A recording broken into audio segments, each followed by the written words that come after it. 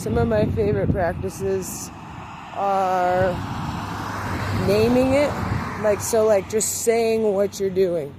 Like right now I'm holding the phone in my right hand, walking on sidewalk, like being as literal as about the description as possible. I'm looking over to my left, I'm looking to my right, and just naming what you're doing. And then walking meditation is nice, just not saying anything and just kind of walking foot by foot, really slow, whatever, in a circle, just aimlessly.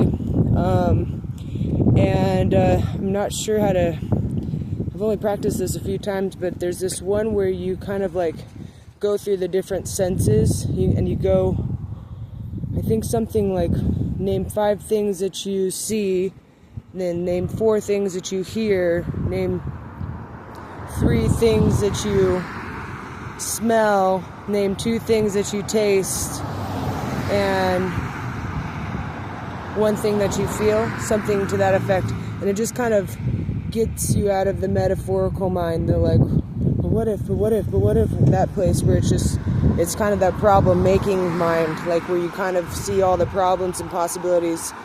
And so when you start naming it you're not naming the emotion, you're just naming what you're doing. Right now, I am talking to the camera on my phone with the intention of potentially sharing this on my YouTube channel, or just keeping it for myself to remind myself later. I'm talking with my mouth.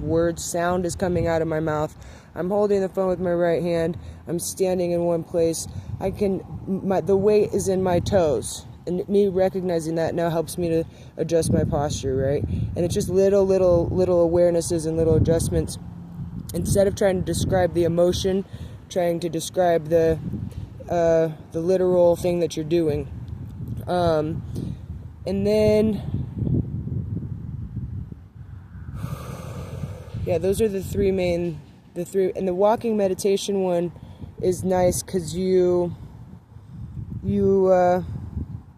just very kind of like, it's like, kind of imagine like when you go across a crosswalk and it has that time limit, it's like taking your full time to get across that crosswalk during the intersection. It's not rushing by, it's not, worrying about who's watching you as you're walking by or who's going to turn left or right. It's just walking across that crosswalk, taking up all the time that you can before it runs out.